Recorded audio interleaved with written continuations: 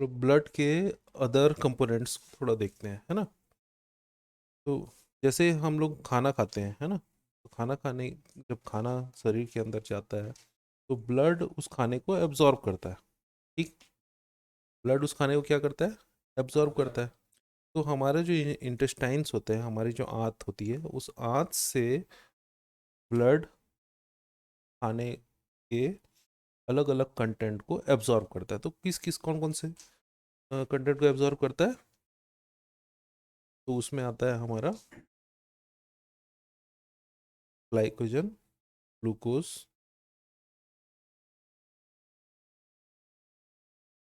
Glucose, protein, vitamins, minerals, है ना। तो ये जो प्रोटीन्स होते हैं, ये किस फॉर्म पे, एमिनो एसिड्स के, है ना। एमिनो एसिड के फॉर्म पे क्या होते हैं, प्रोटीन्स, है ना। विटामिन्स क्या होते हैं, विटामिन्स कौन कौन से होते हैं, vitamin A, vitamin B. D किससे मिलता है, सन से मिलता है। सूरज से क्या मिलता है, विटामिन डी, है ना, डी एन के। ठीक है। विटामिन ई, ये विटामिन बी के बहुत सारे प्रकार हैं, है ना, B1 से लेकर B12 तक। ठीक है। ये विटामिन के अलग अलग प्रकार हैं, अलग अलग भोजन से हम लोग अलग अलग बी के प्रकार मिल जाते हैं। विटामिन ए हम लोग को दूध से मिल जाता है ना, हरी सब्जियों से भी मिल जाती हैं। विटामिन सी हम लोग को किससे मिलता है, साइट्रेट से, साइट्रेट फ्रूट से, है ना। इस तरह से विटामिन ई के लिए मछली का तेल बोलते हैं, विटामिन ई का सोर्स है, फिश ऑयल, है ना। और जो ऐसी चीज़ें जैसे तेल वाले नट्स, है ना, उसमें से विटामिन ई मिलती है। जैसे तुम्हारा आलमंड्स हो गया, आलमंड्स मीन्स बादाम हो गया, है ना। तो इन सब चीज़ों से मिल जाते हैं विटामिन ई। तो इस तरह से विटामिन, अलग अलग चीज़ों को हम लोग जब खा रहे हैं, खाना खाते हैं, तो खाना खाने के बाद हमारे डाइजेस्टिव सिस्टम से ये सब विटामिन्स जो हैं वो एब्जॉर्ब होकर के इसके इस ब्लड के अंदर में घुस जाते हैं, यहाँ पर आ जाते हैं। ठीक है। वहाँ से एब्जॉर्ब होकर के क्या क्या मिल गया हम लोग को, ग्लूकोज मिल जाते हैं, प्रोटीन्स, प्रोटीन्स किस में मिलते हैं, एमिनो एसिड के रूप में, है ना। मिनरल्स मिल जाते हैं। अब मिनरल्स की बात करते हैं कि मिनरल्स में क्या क्या होता है। ठीक है। तो मिनरल्स में क्या क्या होते हैं, Na, सोडियम, है ना, पोटेशियम, मैग्नीशियम, है ना, आयरन, Fe, आयरन। ठीक है। ये जिंक, ये सब क्या है, हमारे मिनरल्स हैं। ठीक है। ये मिनरल हम लोग को बहुत, मिनरल्स जो होते हैं हम लोग को बहुत ही थोड़े मात्रा में हम लोग को ज़रूरत होती है। अगर इसकी अधिकता होती है तो बीमारियां हो सकती हैं अधिकतर। जैसे अगर Fe की, मतलब आयरन की कमी हो गई, है ना, तो क्या होता है, ब्लड कंटेंट या फिर जैसे हीमोग्लोबिन है तो कम बनना Fe के कारण से होता है। फिर मतलब फेरस की कमी से हो जाता है। और हाइपोफेरिक मीन्स, अगर तुम्हारा आयरन की अधिकता हो गई तो हाइपोफेरिक डिजीज भी हो जाते हैं। वैसे मैग्नीशियम भी ज़्यादा मात्रा में हुआ तो वो हानिकारक है ना। सोडियम भी ज़्यादा मात्रा में होना हानिकारक है, जिंक भी ज़्यादा मात्रा में होना हानिकारक है। लेकिन हाँ, और कैल्शियम भी है ना, मिनरल्स हमारे। कैल्शियम भी हमको भोजन से मिलता है, दूध से कैल्शियम मिलता है। तो इस तरह से ये ज़्यादा मात्रा में हानिकारक होते हैं लेकिन कम मात्रा में हम लोग को ज़रूरी हैं। ये हमारे बॉडी में के विकास के लिए, हमारे बॉडी की इम्यूनिटी को बढ़ाने के लिए, हमारे बॉडी के अंगों के डेवलपमेंट के लिए, बॉडी की रिकवरी के लिए, या फिर बॉडी सही तरीके से फंक्शन करे, या फिर न्यूरोलॉजिकल फंक्शन हमारे अच्छे हों, इसके लिए हम लोग को इस मिनरल्स की आवश्यकता होती है। ठीक है। तो ये मिनरल्स हम लोग को भोजन से मिल जाते हैं, पानी के साथ भी घुले हुए। रहते हैं कुछ मिनरल्स, और कुछ हम लोग जो खाना खाते हैं तो उससे अलग अलग तरह के भोजन से, हरी सब्जियों से, है ना, या फिर मांस से, या फिर तुम्हारे अंडे से या दूध से, सब जगह से हम लोग को मिनरल कुछ न कुछ मात्रा में मिलते रहते हैं। हाँ, अब बॉडी सप्लीमेंट अगर चाहिए, जैसे इन केस बॉडी एब्जॉर्ब नहीं कर पा रहा है उसको, या फिर हम लोग किसी तरह की कमी हो जा रही है खाने पीने में, या फिर हम लोग सही तरीके का पोषक आहार अगर नहीं कर रहे हैं, उस कंडीशन में हम लोगों को क्या करते हैं, इनको इनके अलग से सिरप मिल जाते हैं, उसको सप्लीमेंट की तरह यूज़ करते हैं। ठीक है, बाकी अगर आप संतुलित आहार कर रहे हो तो इसकी ज़रूरत नहीं है। ठीक है, तो ये मेन जो हमारे ब्लड के कंटेंट नॉर्मली हमारे बॉडी में रहते हैं, जिसमें हम लोग वाइट ब्लड कार्पिसल्स और प्लेटलेट्स, प्लाज्मा और आरबीसी, ये जो है ये हमारे मेन कंटेंट है। लेकिन इसके साथ साथ, क्योंकि ये सारी चीज़ें, सारे प्रोटीन्स, विटामिन्स, मिनरल समय समय पर बॉडी को मिलते रहते हैं और बॉडी के अंदर फ्लो होते रहते हैं, इसलिए इसके साथ साथ ये सारी चीज़ें भी पाई जाती हैं। ठीक है, कुछ मात्रा में क्यों पाई जाती हैं, क्योंकि ये एब्जॉर्ब होते रहते हैं और ब्लड में घूमते रहते हैं। तो एब्जॉर्ब ये सारी चीज़ें हमारे ब्लड में कहाँ से होती हैं, हमारे आंतों से, है ना, खाने के बाद हमारे आंतों से। और ये फिल्टर कहाँ पर होता है, ये वापस जा करके फिल्टर कहाँ पे होता है, मीन्स पूरे बॉडी में सब जगह घूम लिया, अब कोई चीज़ एक्सेस तो होगा ही, है ना, ये हमेशा ये शरीर में, नहीं तो ब्लड की जगह में, ब्लड में अगर एब्जॉर्ब होते रहता तो ब्लड में सोडियम की मात्रा ज़्यादा हो जाती, है ना, अगर एब्जॉर्ब, तो हम लोग को एक फ़िल्टर की भी ज़रूरत होती है। ठीक है, तो फिल्टर की ज़रूरत होती है, तो फिल्टर किस में होता है हमारा, किडनी में, किस में होता है। ठीक है, किडनी में क्या होता है, फिल्टर होता है। तो ब्लड कहाँ पर फिल्टर होता है बोलने से, किडनी में। ब्लड कहाँ पर प्योरीफाई होता है, हाँ, प्योरीफाई, प्योर, प्योर कहाँ पर होता है, तो लंग्स में। लंग्स में क्या होता है, प्योरीफाई होता है। प्योरीफाई का मतलब होता है, हाँ, प्योरीफाई का मतलब है कि जो ऑक्सीजनेटेड ब्लड में HbO2 में कन्वर्ट होना, इससे HbCO2 से HbO2 में कन्वर्ट होना क्या कहलाता है, प्योरिफिकेशन, शुद्धिकरण, शुद्ध हो जाता है। ठीक है, और फिल्टरेशन, फिल्टर कहाँ पर होता है, किडनी में, है, समझिए। फिल्टरेशन, ब्लड का छनना अलग है और ब्लड का शुद्ध होना अलग है। ठीक है, ये दोनों क्वेश्चंस जो हैं वो अलग से आते हैं, कई लोग कंफ्यूज हो जाते हैं। ठीक है, ब्लड क्षमता कहाँ पर होता है तो बोलने से किडनी में, और इम्प्योर ब्लड प्योर ब्लड में कन्वर्ट कहाँ पे होता है, लंग्स में, है ना, लंग्स मतलब फेफड़े में। ठीक है, तो फेफड़े में कहाँ पर, कौन सी जगह में, एल्वोलीज में, है ना। हाँ, हाँ, गैस एक्सचेंज को हम लोग क्या कहते हैं, गैस एक्सचेंज को हम लोग क्या बोलते हैं, went pulmonary ventilation, pulmonary ventilation. ठीक है, समझ गए। दो तरह से, देखो इसके साथ साथ और एक चीज़ समझ लो, जब वेंटिलेशन की बात हो रही है तो दो तरह का हम लोग का श्वसन होता है।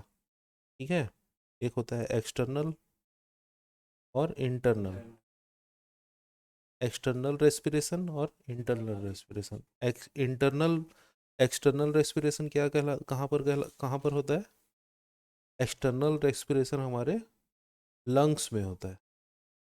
कहाँ पर होता है, एक्सटर्नल रेस्पिरेशन फेफड़े के अंदर होता है, जो एल्विलीज में गैस एक्सचेंज होते हैं और पूरा ब्लड, हाँ, वो एक्सटर्नल रेस्पिरेशन है।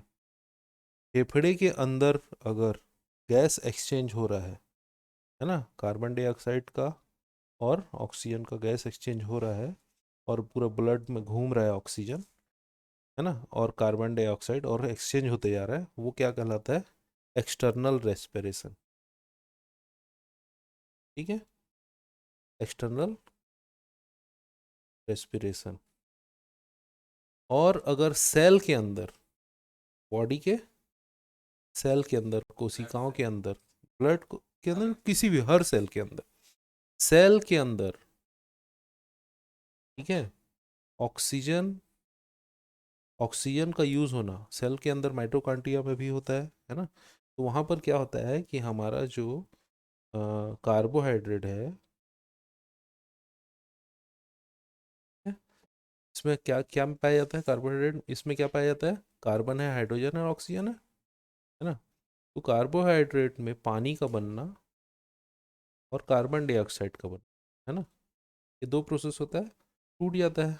C6H12O6 हाइड्रोजन, पानी और कार्बन डाइऑक्साइड में टूट जाता है। जब ये टूटता है तो इसमें हम लोग क्या मिलती है? एनर्जी मिलती है ना, एनर्जी मिलती है। ग्लूकोज जब कार्बन डाइऑक्साइड और पानी में टूटता है, पानी में टूटता है तो क्या बनती है? एनर्जी बनती है। तो ये जो एनर्जी है, ये हमारी यूज़ हो जाती है बॉडी में, वर्क, है ना, वर्क करने के लिए। बड़े बड़े मोटे मोटे तौर पर बता रहा हूँ, अभी डीपली उसको नहीं पढ़ रहे, ठीक है। तो जब ये एनर्जी जब प्रोड्यूस होती है और इस तरह से टूट जाता है, तो इस कंडीशन में ये कार्बन डाइऑक्साइड जो रहता है, CO2, ये कहाँ से निकलता है? सेल के अंदर से निकलता है ना। और ये सेल यूज़ किसको करता है? ऑक्सीजन को यूज़ करता है। तो यूज़ करता है ऑक्सीजन। तो ऑक्सीजन का यूज़ करना और कार्बन डाइऑक्साइड को बाहर निकालना, ठीक है, ये सेल को इस इस इस इस कार्बोहाइड्रेट को तोड़ने के लिए किसकी ज़रूरत पड़ती है? ऑक्सीजन की ज़रूरत पड़ती है सेल को, है ना, इसमें से एनर्जी पैदा करने के लिए। तो जब ये टूटता है और कार्बन कार्बन डाइऑक्साइड प्रोड्यूस करता है और ऑक्सीजन को यूज़ करता है, इस प्रोसेस को हम लोग क्या बोलते हैं? Internal respiration. ठीक है, इंटरनल रेस्पिरेशन। जब सेल के अंदर ऑक्सीजन यूज़ होता है और कार्बन डाइऑक्साइड बाहर निकलता है, इसको हम लोग क्या बोलते हैं? Internal respiration. ठीक है, तो ये जो इंटरनल रेस्पिरेशन होता है, इस इंटरनल रेस्पिरेशन से प्रोड्यूस किए हुए कार्बन डाइऑक्साइड को, है, ये blood on RBC, red blood corpuscles के अंदर क्या पाया जाता है? हीमोग्लोबिन HB जोड़ लेता है, कार्बन डाइऑक्साइड को जोड़ लेता है, और कहाँ पर पहुँचाता है? ला करके सीधा लंग्स के पास ले आता है। ठीक है, और लंग्स से बाहर की तरफ निकल जाता है CO2 वातावरण में या एटमॉस्फेयर में, और एटमॉस्फेयर से ऑक्सीजन को वापस लंग्स किसमें घोल देता है? ब्लड में, और वापस ये ब्लड को प्योरीफाई कर देता है। तो इसको बोलते हैं ब्लड का प्योरीफिकेशन। ठीक है, सेल उसको क्या करता है? अशुद्ध करता है, और लंग्स उसको क्या कर लेता है? शुद्ध कर देता है। तो पूरे बॉडी में कई लाखों करोड़ों अरबों सेल हैं, वो एनर्जी को यूज़ कर रहे हैं, और क्या प्रोड्यूस कर रहे हैं? कार्बन डाइऑक्साइड को प्रोड्यूस कर रहे हैं। और वही कार्बन डाइऑक्साइड को ब्लड लेकर के आ रहा है और लंग्स के पास पहुंचा रहा है और बाहर निकाल रहा है। ठीक है, तो ये जो फंक्शन है मेन, अब हम लोग देखें तो ब्लड के जो फंक्शन की बात करें, तो मेन फंक्शन क्या क्या क्या हो जाता है? ब्लड का फंक्शन क्या करता है? सभी O2, CO2, CO2 हो गया, चाहे O2 हो गया, चाहे मिनरल्स हो गया, है ना, प्रोटीन्स हो गया, विटामिन्स हो गया, है ना, इसके अलावा और भी बहुत सारे, इन सब को लाने ले जाने का काम करता है। ठीक है, इसके अलावा हमारे बॉडी में जो प्रोड्यूस होते हैं, क्या प्रोड्यूस होते हैं? बॉडी में अलग अलग अलग तरह के, कार्बन डाइऑक्साइड की बात हो गई, अलग अलग तरह के हार्मोन्स रिलीज होते हैं, है ना। बॉडी में प्रोड्यूस होते हैं हार्मोन, तो ये हार्मोन को अलग अलग इंद्रियों तक, अलग अलग हमारे बॉडी में अलग अलग क्या है, ग्लैंड्स हैं, उस ग्लैंड्स तक पहुंचाने का काम भी कौन करता है, ब्लड करता है। इस ब्लड में वो हार्मोन घुल जाते हैं, और यहाँ से फिर वो टारगेटेड एरिया को, जैसे पिट्यूटरी ग्लैंड एक हार्मोन रिलीज किया, ठीक है, मान लो HGH रिलीज किया, HGH मतलब ह्यूमन ग्रोथ हार्मोन रिलीज किया, तो वो HGH के हार्मोन्स ब्लड में घुल जाएंगे। अब वहाँ से टारगेटेड एरिया, जैसे मसल्स के पास जाना है मसल को डेवलप करने के लिए, बोन के पास जाना है बोन को डेवलप करने के लिए, इंटरनल किसी ऑर्गन को डेवलप करना है, तो सब जगह तक वो पहुँचाएगा उस HGH को, ठीक है, समझ गया। और फिर वहाँ से चीज़ें डेवलप होंगी, ठीक है। इसके अलावा पिट्यूटरी ग्लैंड्स जो है वो अलग अलग ग्लैंड को एक्टिवेट करता है ना। पिट्यूटरी ग्लैंड तुम्हारा थायराइड ग्लैंड को इफेक्ट करता है, सभी ग्लैंड को इफेक्ट करता है जनरली, है ना। तो दो लोब्स होते हैं पिट्यूटरी ग्लैंड के अंदर, जान रहे हो, पोस्टीरियर लोब्स होते हैं और एंटीरियर लोब्स होते हैं, दोनों अलग अलग काम करते हैं, सबका कंट्रोल अलग अलग होता है कुछ, है ना। तो अलग अलग कंडीशन के ऊपर, अलग अलग ज़रूरत के आधार पर हार्मोन्स जो रिलीज होते हैं वो भी ब्लड की तरह, ब्लड के माध्यम से सब तरफ घूमने का काम करते हैं। तो ये फंक्शन हो गया हमारे ब्लड का। इसके अलावा हमारे ब्लड में टेम्परेचर, ठीक है, क्या होता है, टीएम, टेम्परेचर। तो टेम्परेचर का बढ़ना और घटना, इन सब को भी मेंटेन करने का काम कौन करता है, ब्लड करता है। ब्लड क्या करता है, पूरे बॉडी के टेम्परेचर को किसी एक जगह में पने नहीं रहने देता, मीन्स क्योंकि वो सर्कुलेट होते रहता है, तो टेम्परेचर को फैलाने का काम कौन कर रहा है, ब्लड कर रहा है।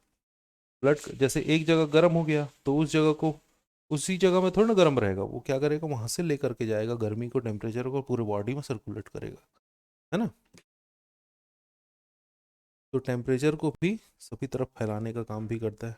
इसके अलावा किसी भी अंदरूनी चोट जैसे लगी तो वो चोट को ब्लॉकेज करने का काम भी ब्लड करता है ना। या फिर बाहर की तरफ भी जैसे चोट लग गई, मान लो तुम्हारा स्किन फट गया, है ना, स्किन में क्रैक आ गया, कहीं से स्किन फट गया, तो स्किन फट गया तो वहाँ पर ये ब्लड आएंगे, यहाँ पे प्लाज्मा आ जाएगी, और प्लाज्मा की यहाँ पे झिल्ली बन जाएगी, है ना। और फिर ये क्या करेंगे, धीरे धीरे उसको उस जगह में क्लॉटिंग करके उसको भर लेंगे, मतलब ब्लड का बहना रोकेंगे, तो अंदर से बाहर ब्लड का निकलना को रोकेंगे। उसके बाद फिर वो रिकवरी करेंगे, ठीक है।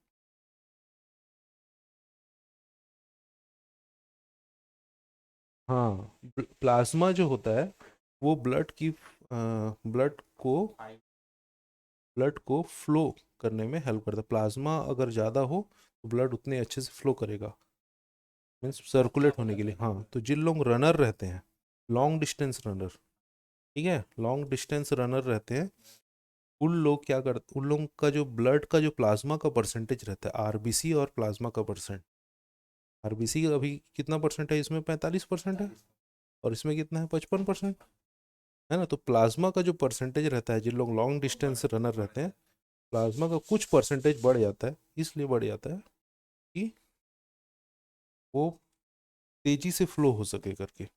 इसका मतलब ये नहीं है कि ना आरबीसी काउंट कम हो जाएगा, आरबीसी की काउंटिंग कम नहीं होती है, मतलब ब्लड, हाँ, हाँ काउंटिंग, लेकिन प्लाज्मा का परसेंटेज बढ़ जाता है ये लोग लॉन्ग डिस्टेंस में, ये पाया जाता है। तो जब भी ना इस हम लोग क्या करते हैं, एक एक बूंद ब्लड लिए, एक ड्रॉप ब्लड लिए मान लो, है ना, मान लो एक बूंद हम लोग ब्लड का टेस्ट के लिए लिए, इस एक बूंद में ये प्लाज्मा भी है और आरबीसी भी है, दोनों मिलेंगे, सब मिलेंगे, है ना। तो एक नॉर्मल पर्सन का एक, ये नॉर्मल पर्सन का है, और ये लॉन्ग डिस्टेंस रनर का है ना, ब्लड, इसका जो प्लाज्मा रहेगा वो परसेंटेज थोड़ा ज़्यादा मिलेगा, तो और ये नॉर्मल वाले का नॉर्मल मिलेगा। तो ये लॉन्ग डिस्टेंस रनर का अगर प्लाज्मा परसेंटेज ज़्यादा मिला तो आरबीसी उस इस ब्लड में कम दिखेगा, क्योंकि एक ही बूंद है, दोनों एक बूंद है, तो उसमें कम दिखाई देगा। वास्तव में ऐसा नहीं रहता है, लेकिन मतलब ब्लड की कमी नहीं रहती इसमें। इसका जो ब्लड रहता है, मीन्स आरबीसी जो रहता है, वो उतना ही रहता है, मीन्स उससे ज़्यादा भी रहता है, मतलब हीमोग्लोबिन का परसेंटेज ज़्यादा भी रहता है। ठीक है। फिर भी प्लाज्मा की संख्या ज़्यादा होने के कारण एक बूंद ब्लड में, मतलब एक एरिया में हम लोग को वो क्या मिलता है, कम पाया जाता है, कम दिखता है, और प्लाज्मा का परसेंटेज ज़्यादा मिलता है। ठीक है। इसमें लॉन्ग डिस्टेंस रनर में। हाँ, प्लाज्मा ज़्यादा होने का मतलब ये नहीं है, ब्लड पतला होगा ताकि वो फ्लो ज़्यादा हो, फ्लो ज़्यादा हो जाता है, फ्लोनेस, है ना। लेकिन उसमें आरबीसी की जो काउंटिंग रहती है वो कम दिखाई देती है, लेकिन आरबीसी वास्तव में कम नहीं रहता है, ज़्यादा रहता है, दिखाई कम देता है। हाँ, ठीक है। तो ये फ़र्क पड़ता है कुछ, ये साइंटिफिक मतलब रिसर्च में भी ये मिलता है।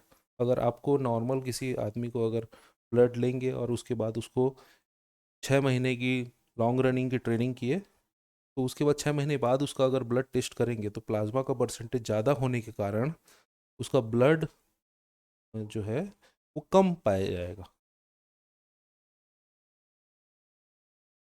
नहीं वैसे प्लाज्मा तो ब्लॉक करता है। ठीक है। आया समझ में ब्लड का पूरा काम।